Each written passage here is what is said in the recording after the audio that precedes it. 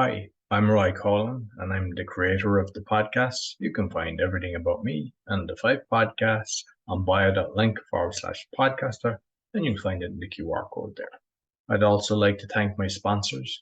If you or someone you know is struggling with anxiety and want to know how to be 100% anxiety free in 6 weeks without therapy or drugs, Daniel Packard Anxiety Solution Program Company offers a 6 weeks system that permanently solves anxiety at an astounding 90% success rate. People who join the program only pay at the end once they have clear, measurable results. If you're interested in learning more, go to permanentanxietysolutions.com where you can book a free consultation with Daniel. Do you have high blood pressure and want to get off the meds?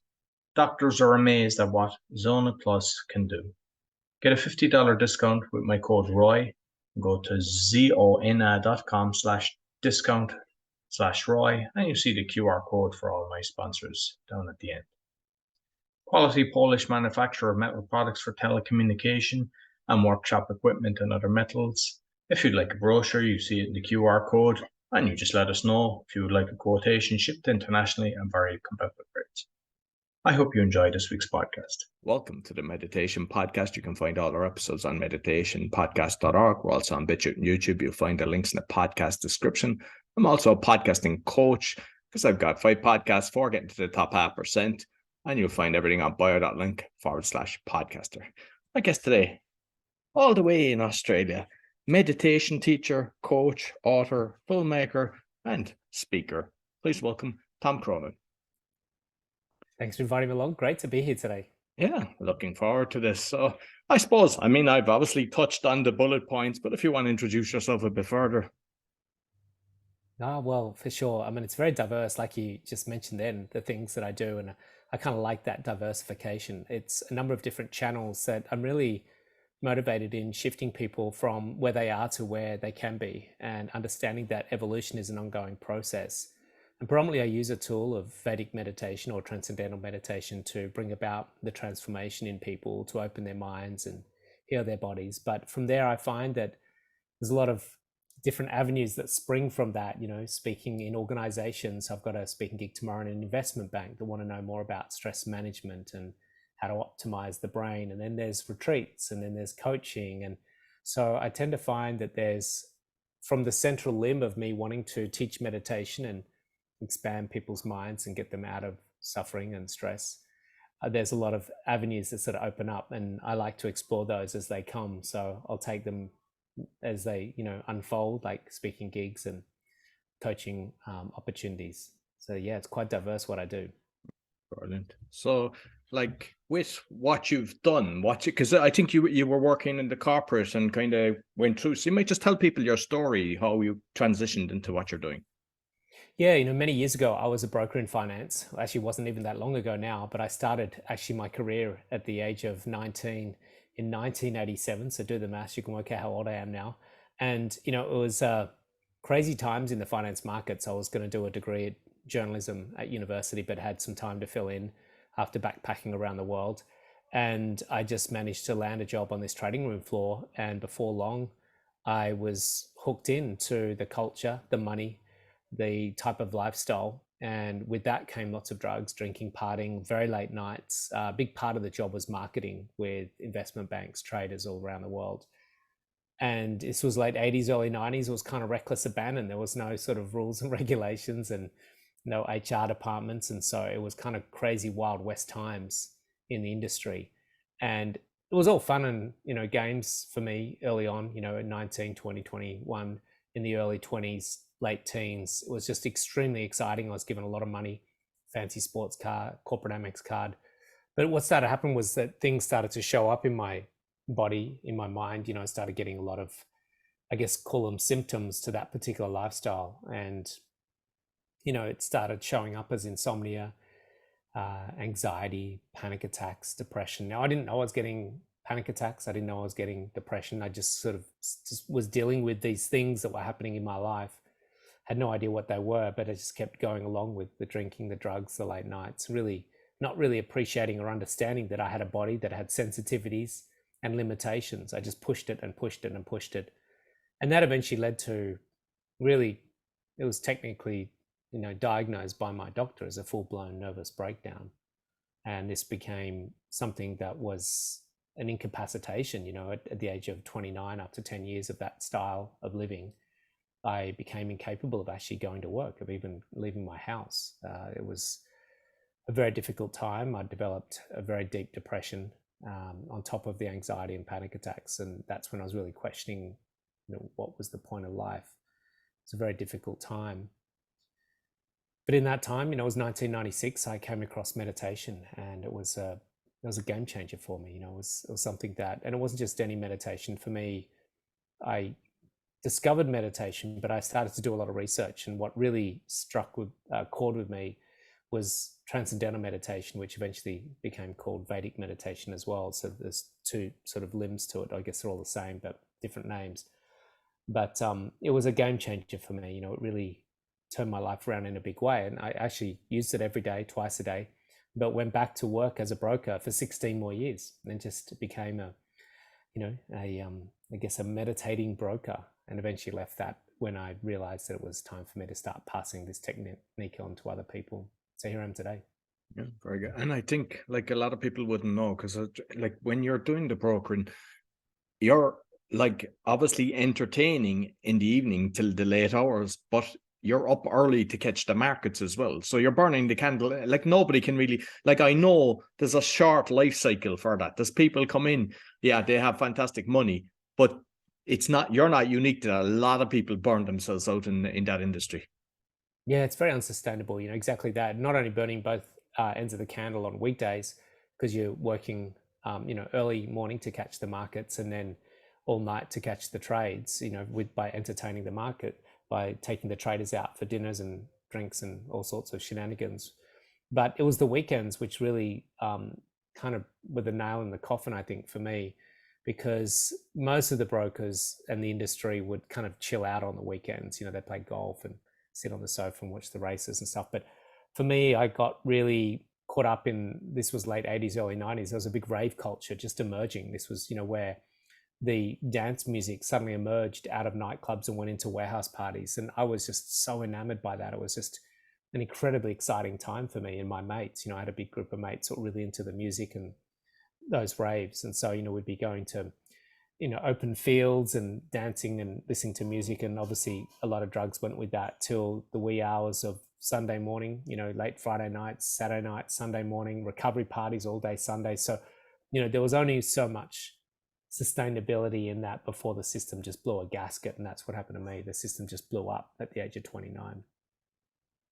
And I suppose like when you're coaching people and everything, the fact that you've experienced all this, you can kind of relate to people that go through it, because sometimes people don't know what's going on. I mean, I think it happened to me as well. I mean, I was working very late in the construction industry, 8 a.m. till 12 at night, and it was my back went out. And I think it's our body. There's different things that happen us. That is your body kind of screaming to say, hey, this isn't normal. You need to live instead of just working for life. Yeah, we've got to learn balance. And I think one thing that I learned the hard way, and I guess sounds like you did as well, is to really learn to listen in to the body and its sensitivity and its delicacy.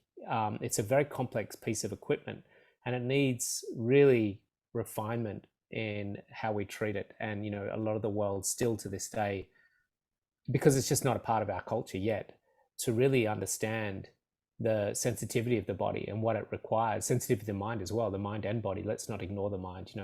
Those two things for optimal well-being need a lot of attention, and they need to be treated with the respect they deserve.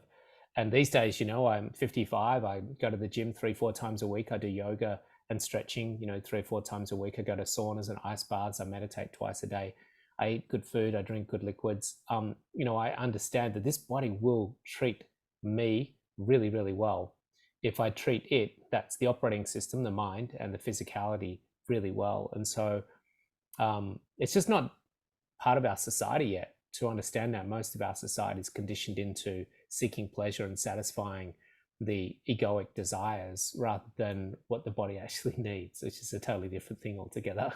Oh, absolutely. And the only kind of positive is what I'm seeing is once you go through the transition, I think we all have to be taught a lesson. You will never go back. Like you're now in tune with your body. You know exactly how to, fuel it. I'm the same. Like I go to the gym 3 times a week. I do a back exercise. And it's like, you put that into your body and you get the rewards from it. Whereas, go back 20, 30 years ago and it was like different. But I've never seen anybody that actually relies, just got into being in tune with themselves to change. So once you do it, it's a one-way street after that. Yeah, and look, I don't mind the odd burger or pizza every now and then. You got to have a bit of fun along the way. I've got 2 21-year-old kids, so they're not quite on board with my regime just yet.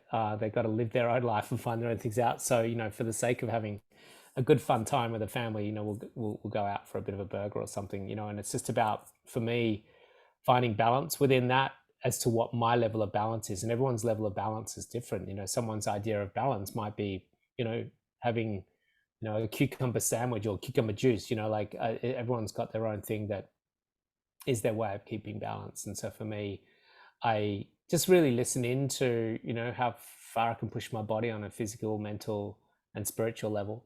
And then how far I can sort of slingshot into balance and just have a bit of fun along the way as well. And with like the craziness that's going on in the world, all the utility bills going through the roof, lots of people losing their job, there's a load of anxiety, depression, and insomnia as well. So you might kind of just touch on it, ways people can what they can do to kind of help themselves. Yeah, it's a really, really difficult time. I've never seen anything like it as far as the bombardment on our nervous systems and our minds and our bodies with not just the technological developments with obviously social media and accessibility to information all day long. We'd never have the time out anymore. I was talking to a friend of mine she's a very anti 5G person, and I couldn't get hold of her because I was in a black spot while I was driving and my phone kept getting cut out. And we were laughing about the fact that in the old days, we would literally not be able to get hold of someone most of the day. You had a tiny window of time where you could ring someone on the landline. And so things have come a long way now where we are literally available and accessible 24/7, pretty much all day long. I have messages coming in on 6, 7 different messaging platforms. And so with that, we have so many other things going on, financial challenges, environmental. So what can we do to be in this world and not buffered and thrown around by it? This is the big question. And it's something that we're going to have to learn how to navigate through this complexity. There's no simple quick fix, unfortunately. It's going to require a lot of different angles to move through the world in a way that's less ruffled. I like the word ruffability or unruffability. I'm actually presenting at an investment bank tomorrow on how, as a conscious leader or be a leader, we need to master unruffability. And so that's where the world is trying to buffer up against us, but we are able to withstand all of that circumstance and phenomenon in a way that enables us to have sustainability and sovereignty. Sovereignty is going to be really critical, where we're in the world, but not discombobulated or thrown around by it. And meditation, for me, is one of the critical tools that we need to embrace to sustain that. It's like the analogy I like to use is 2 analogies just to try and give people some sort of conceptualization for it. The first one is a tree. And if you think of a tree above the ground, when there's storm and tempest, the tree will get buffered. It will get, ruffled. It will get affected by the elements. So they've got tree, and then something affecting the tree, which is wind. But beneath the surface, there's a part of the tree that's unruffled, and it just stands tall and stands firm because of the strength and the support that happens beneath the surface, and that's the root system. That root system not only holds the tree firm and upright, but it also nourishes the tree through the nutrients that it gets in the ground. And we need to have that root system, which is the part of us that's not connected and caught up in the world around it. There's a part of us, the deep stillness and silence. In Sanskrit, it's called Sakshi Kutashta, the silent witness. It is just simply there observing, and it's not affected. It's just simply observing, and it observes every single moment in that simple form of the now. The other analogy I like to use is the ocean. On the surface, there's peaks and troughs on the surface of the ocean. And the surface of the ocean doesn't cause the peaks and troughs, the wind, the high low pressure systems, boats moving along it. So you've got, again, two things, the ocean and something affecting the ocean. But at the depths of the ocean, again, we have stillness there. It's unmoved and unaffected. And we need to learn how to tap into that part of us, conscious awareness itself, or presence, not just the thinking mind and the emotional body and the physicality. That's the thing that gets affected by the world. And we get caught in the sort of the loop of life. But there's a deeper part of us, and that's the ability that I really, look to stabilize through meditation and with my students, to help them to learn to stabilize that silent witness within them that is able to observe these machinations of life in a quiet state of equanimity. I think that's going to be a critical way to get through this turbulent world that we're in. Like, I mean, I'd be thinking as well, like, when, before, when you were on a bus ride or something like that, you were just looking out the window. Nobody has that anymore because they're glued to the phones, unfortunately. And like, the best holiday you will have is when you go away. Like, I remember going to Costa Rica, and it was the place we were, there was no internet, and they'd like turn it on for half an hour for the day or whatever. And it's like withdrawal symptoms for the first kind of 2 days. But after that, it is like, because everyone is sick of it. Like, we're on 50 different platforms just to make sure that we're getting our message out and we're connecting. And it's one question I ask on all my podcasts, like, which about social media. Nobody likes it. And we're all, thinking that we have to be part of it. Instead of having just one system, we're all on one system and it's like just done. But unfortunately, then you're just picking it up, and then you have to go on to the next one. You have to go on to Telegram, because some people prefer Telegram. They don't trust, some people are on Facebook, Twitter. And I think we just have to kind of, like you mentioned, the sovereignty. I've done a few shows on that. It's the same with that you just kind of have to be disciplined, put it away. Or like, the one thing that I've done for a long time is no notifications. So you see people and it's just like, the head is twitching, and it's like, and it's like the craving for the thumbs up or the like or the comment. And we have to get out of that, because what does it mean? Like, I remember the one guy, and he goes, do I get money for the thumbs up or the heart? No. So why am I putting my energy into it? And we think it's connection, but it's not. It's, there's no connection to it at all. But if you go out on the beach and just look out to the sea, you get 100,000 times more feeling than any interaction on the smartphone. Yeah, I think where the world's at is kind of where I was about a year before my meltdown. And what it is that, I had to learn the hard way how to reclaim my life within an environment that was always there after I did my transformation. So that environment didn't really change because I changed. I just chose not to participate in it. And I think what we're going to see is a big slingshot over time. At the moment, we're all in. This is a new phenomenon. We're only 10 years into this. And it's exciting. It's, we've got lots of likes and comments and lots of information we can devour, and lots of tips and strategies and tools. And it's very exciting for us, for our ego and our mind, and our nervous system, of course. But I think what we'll find, and we're just starting to see the early stages of that tipping point, where a lot of humanity is going to go, look, this is actually just really unhealthy for me. This is really not good for me. And I'm going to need to slingshot the other way and withdraw from this process. And the power of these platforms is only the usage by humans. The platforms have no power at all if humans don't use them. And we choose to use them. And maybe I would expect that that's going to change in the not too distant future at some point. And there's only so many tips for making pizzas or cabbage soup or, memes on Buddha or whatever that we can get before we get exhausted in that. And like with the sovereignty as well, because like when people are, they're getting depressed with, like, they're thinking it's a political party is going to save them, and you have to save yourself. You have to look within, because they have never saved anybody. If anything, constantly. I look at a load of different countries. I've been watching, Australia in the last over the lockdown, and it was scandalous what was going on. But people have to just kind of look within, because once you've got sovereignty and you stand up to the people and your rights, like, you can't go to a solicitor. He's not going to. I've learned more myself just by studying this, that I've had judges, I've had policemen, I've had everything. bow their head down because they know they were wrong. Whereas if I didn't know that, they would just treat me like I'm dirt. And people kind of have to realize that the power that you've got in yourself. Yeah.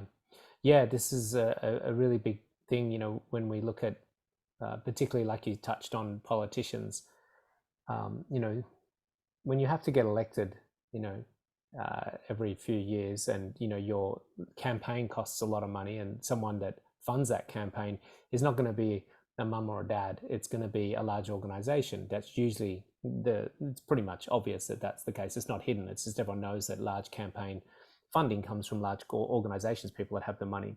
And so there's a degree of, I guess, ownership of the politician by the people that are funding it. You know, they're not funding it because they, you know, just want to do something with their money. It's for a very particular reason. And so this is the challenge, where we're in a society where large organizations like corporations and politicians, you know, there's a sense of, or, you know, I guess, authority through all of that. And the one thing that we can do within all of that is to reclaim our consciousness and our sovereignty within our own right, you know, as far as who we are as an individual, what we choose to do with our time, what we choose to do with the food that we eat, what we choose to do with how we look after our health. And, you know, the thing I always share with my students is that if no one tomorrow drank Coca-Cola, if every single person on the planet just decided right, you know, within the next 12 to 24 hours to never drink Coca-Cola again, and to shift their attention to drinking, let's just say, kombucha or coconut water, what do you think Coca-Cola Amateur will start producing within 24 hours? You know, they're only supplying what the masses are interested in drinking. And if the masses change their demand, then we'll see the supply start to change. And that's where we're going to start seeing sovereignty. And also the knowledge of the different things. So if we talk about Coca-Cola, like say the zero, and the same with Pepsi, you know, a lot people think it's actually healthier when aspartame was actually banned. And it was basically a few senators were bribed to get it passed. And that's in chewing gum. That's in so many different products. And it's like, don't be trusting the supermarket or whatever. Once you find out yourself. And I said, don't bombard yourself, because then you get overwhelmed and you get stressed. Just do one a week. Okay. And once you do that, then by the end of the year, you're eating 10 times healthier. Yeah, it's an exciting time because, you know, although social media, this is the polarity. The exciting thing about social media and all these platforms is that that they provide us with access to information that we never had access to before. You know, if you think about the 4 channels of information flow that were happening, let's just say 20, 30, 50 years ago, it would go through magazines, through newspapers, through radio and TV. Now, they were predominantly owned and controlled by large organizations. But now what we have is the ability to disperse information very easily. The mere fact alone that you and I have this conversation, you're over in Poland and I'm here in Sydney, Australia. It's just about dinner time for me. It's your morning time, and we're able to discuss these things. It's very, very exciting that our ability to provide knowledge, to share wisdom and insight is I think is the catalyst for the change that's going to happen on the planet. It does come with some negative side effects, which is the fact that we are so deep in all this information that it's kind of like a sea of it. But the exciting thing is that I think there's an empowerment that's happening to the people because of the ability to share information, and some of it's relevant, some of it's not relevant. That's the thing we're going to have to learn to decipher as to what information we want to absorb and what information we want to let go. But the exciting thing is that the information's available now, and it's very hard to pull that information back. Even the platforms that people are sharing that information on, some might be highly sensitive, which means other people just open up another platform. So we've got Signal or Telegram or something like that. But the cat's out of the bag. You know, it's like the lip of the seal is broken and there's no turning back now. The information flow is happening, and this is a beautiful, exciting time for humanity. Yeah, absolutely. And I'm actually, I find it pleasantly surprising that like the likes of the big corporations, because I've seen some of the ones that you've actually spoken, you know, that you're going in, because in reality, they're kind of hopefully future leaders. And if you can touch them, that they think like we do, that's how we see change. Because unfortunately, there's a lot in some organizations. I mean, you could have 95, 99% that are, fantastic. But when the top is actually destroying or doesn't care about anything, but by these companies bringing the likes of you in, and I've seen a few others as well, I think that's how slowly, it's not going to happen overnight, but I think there'll be a shift that you'll get somebody at the top that's actually thinking the right way. Yeah, absolutely. I got criticized not long ago because I was teaching meditation at Amazon, and someone said, how can you, work at a company like that rapes and pillages money from people or whatever, I can't remember the exact terminology they used, but I said, it's really important that we don't ignore those areas that might be perceived to lack consciousness, because it's a process, and the more we can integrate and bring things like meditation to these organizations. Next week I'm working at Oracle and teaching them meditation. So it's a bit by bit process, and gradually I feel that the shift, if it continues on at this trajectory, we're going to see very quickly not just the workers of these organizations, but the people in charge of these organizations start to really wake up to their own inner nature, their own spirituality. And from there, what really excites me, by default, they'll start to create organizations that have a better and bigger impact on the world in a more positive way. Absolutely. And I remember there was somebody I know, they were going to the World Economic Forum, and I was kind of, you do realize that this is, like the bad people. And he said, yeah, but we have to bring the lightness into the dark. And I thought, oh, that's a nice way of doing it, rather than, just kind of shunning them and everything. You have to get in there. And I think it's the same kind of thing, isn't it? Yeah, look, and I think it's really important at this point, because it's easy for us to stand in our soapboxes and criticize what we perceive to be the dark. But it's really important, I think, as individuals, to acknowledge our own shadow side and our own darkness. I think the outer world is a reflection of our inner world. And for me, it's something I always grapple with. I have more radiance, more luminosity than I did in the past. But I also acknowledge that the polarity of that is that I grapple with my own shadow side and my own, fallibility. And so I think, we've got the macro, which is big organizations, which are easy to criticize because, of course, they do amazing things. I got delivered a new light yesterday for my retreat that I'll be, using in a few weeks' time, which was delivered through Amazon the next day, which was phenomenal how quickly that turned up. And then, of course, they've got their shadow side. And so I think it's important that we don't just finger point. When we point a finger, we have three fingers pointing back at ourselves. And I think the macro will be healed when we heal and acknowledge our own, inner world and our own inner demons and our own shadow side, and come to terms with that. And I heard this beautiful thing the other day, which really shifted my perspective, because, I'm all about raising my frequency and raising my vibe and being in a high vibe, and work with my students to get into high vibe. And he said, it's important that as we raise our frequency and get into higher vibe or high vibration, that we don't disassociate or disconnect to our live vibration, because we actually don't lose that. It's like the tree that has the canopy on the top also still has the roots, and the roots actually play a part. And I was like, wow, that's really interesting. It's about really learning to love that side of yourself rather than suppress it or hide it, run from it. So that's been something that, even me personally, I've been sort of grappling with and working with of late, and acknowledging my own humanness and my own fallibilities along the way. Yeah, excellent. And the documentary film then that you made, and the book as well, the Portal, I believe it's called. Yeah. Yeah. Touch on that. Yeah. So I had a very strong passion, I guess, mission, vision, passion to bring meditation into the households of the world. This was going back, more than 10 years ago now. This was when we didn't have apps, and we didn't have, the world that we have today, where it's become a lot more accessible. But I was so moved and transformed, I guess, through Vedic meditation, transcendental meditation.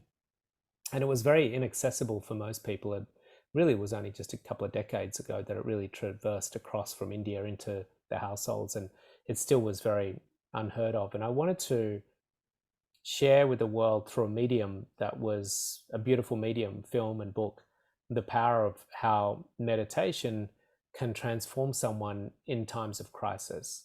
And it was kind of built around the idea of my story where I had crisis, but that crisis led me to meditation. And meditation led me to being a better person, not a perfect person, but certainly becoming a better person.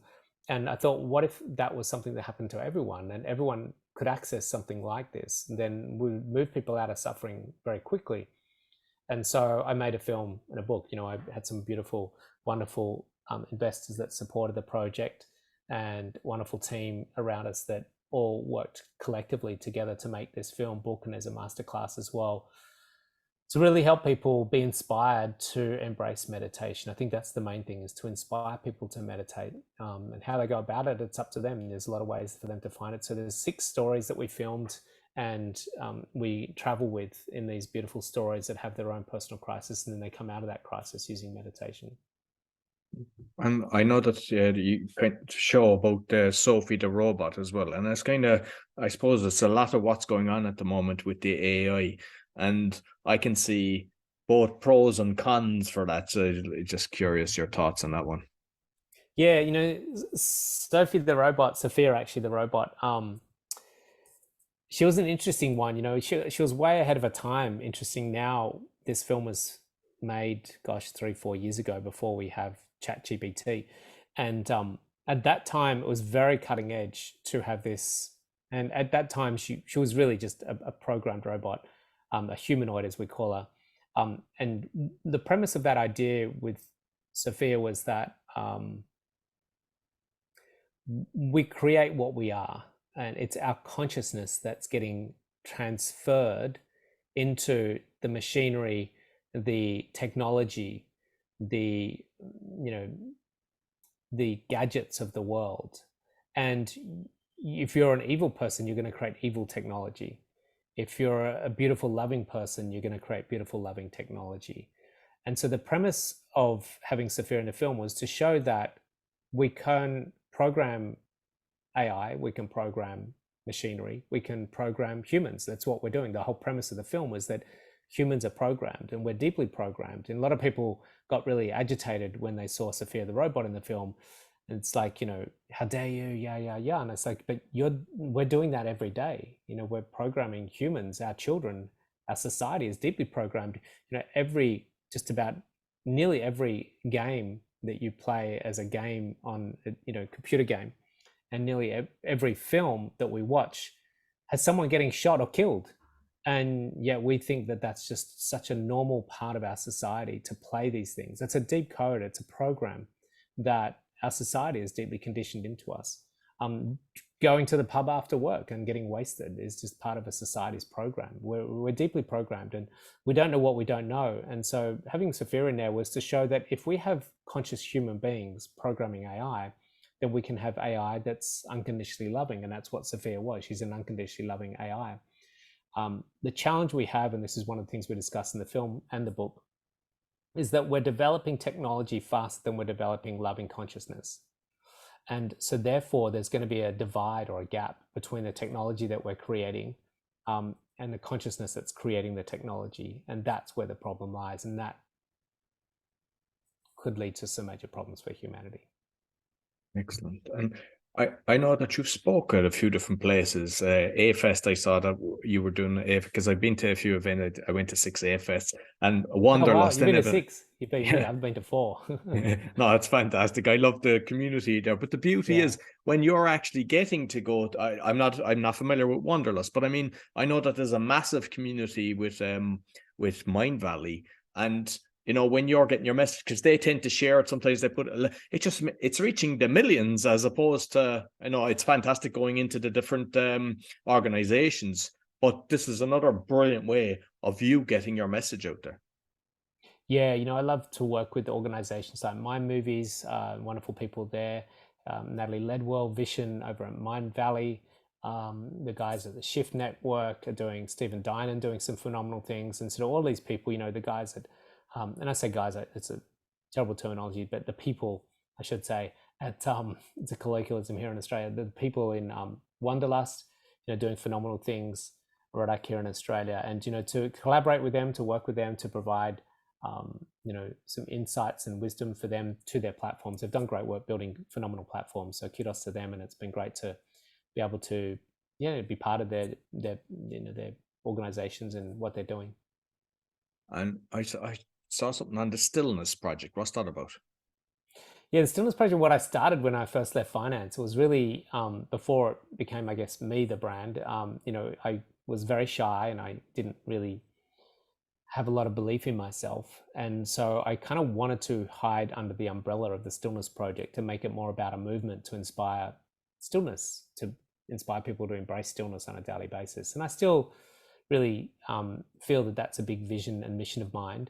At the time, the Stillness Project was created with a team of branding experts and consultants and wordsmiths, and the vision for the Stillness Project was to inspire 1 billion people to meditate daily. And I was very driven by that for a long time, and it was something that I kind of almost carried as a cross. And I still have that as a passion. It's just more of a laid back thing rather than something that I must conquer and must fulfill.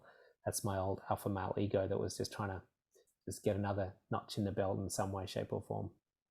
Yeah, I see a lot of people that, their mission, and missions are massive. And I think if we can kind of say where we can get, say, 3, but they'll replicate it, it becomes more doable, because, there's a lot of work. And I mean, you've obviously touched millions with all the different things that you've done, especially the documentary and everything. But I think the reality is, if we can have a system where we're just training the people that we touch to do the exact same, and that's how we do it. And and to forget about it, because we get caught up in the numbers. It's like the social media as well, and then it takes the love out of it when you're, because I say that with a load of people. I know they're really driven to try to, whether it's touch 1 million, touch 1 billion, touch whatever. I think it ends up hurting us instead of just letting it go, but doing what we're good at, and the numbers will come. Yeah, it's a big shift that I went through, exactly what you said. I just decided that I would stop doing what I should be doing and start doing what I enjoy doing. And so I just thought, well, what do I enjoy doing? Well, I like teaching meditation. I like running retreats. I like coaching.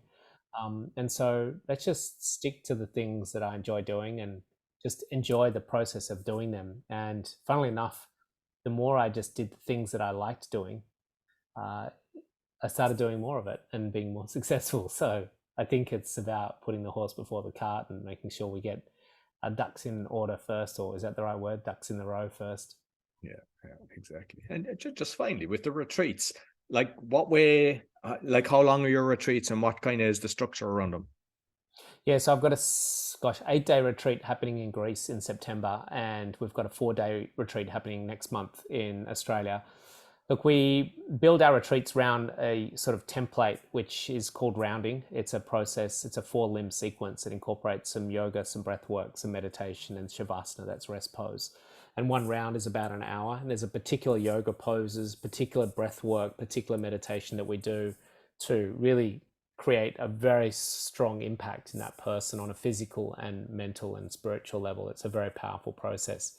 So we do a lot of that throughout the retreats. And then in amongst that, we do talks and workshops to really help facilitate an upgrade on a physical, mental, and emotional level. And of course, expand them into a very profound spiritual experience. So it really is something that's designed to, I guess, affect on all levels: physical, mental, emotional, and spiritual. So it's a very holistic approach to transformation. And that's why we get phenomenal results out of it. Excellent. Listen, Tom, thoroughly enjoyed the conversation. You might let people know, how can they get in contact with you? Yeah, look, I mean, Instagram's a great place to find me. I'm very responsive on Instagram. I respond to all my messages. They can reach out to me on Instagram at Tom Cronin, one word, and then my website, which is tomcronin.com. Yeah, perfect. Yeah, I'll make sure I put the links both on the audio and the video. Thank you very much. So it's been great to share space. Thanks for having me on today. Yeah, thanks, Tom. So that's all for the Meditation Podcast. You'll find all our episodes on meditationpodcast.org. As mentioned, we're on BitChute and YouTube. And you'll find my further podcasts along with my coaching on bio.link/podcaster. Be sure to give us a thumbs up, 5-star rating, share with your friends. Until next week, take care. So I hope you enjoyed this week's podcast. You'll find everything about me on bio.link/podcaster with all my podcasts, and you'll find it you see in the QR code in the graphic that's shown. I'd like again to thank my sponsors. So if you or someone you know struggling with anxiety, and want to know how to be 100% anxiety-free in 6 weeks without therapy or drugs, Daniel Packard's Anxiety Solution Program company offers a 6-week system that permanently solves anxiety at an astounding 90% success rate. People who join the program only pay at the end once they have clear, measurable results. If you're interested in learning more, go to permanentanxietysolutions.com, where you can book a free consultation with Daniel. Do you fight blood pressure and or want to get off the meds? Doctors are amazed at what Zona Plus can do. You can get a $50 discount with my code ROY, zona.com/discount/ROY. And you'll see it in the QR code as well as Daniel's QR code. Quality manufacturer of metal products for telecommunication and workshop equipment and other metal materials. You see the brochure there in the QR code, and let me know if you would like a quotation, shipped internationally at very competitive price. I'd like to thank all my sponsors and also all my listeners. Be sure to give me a thumbs up, 5-star rating, share with your friends, really helps. And I also have a video on how to give a 5-star rating because a lot of people have wrote to me asking me that they don't know how to do that. Until next week, take care.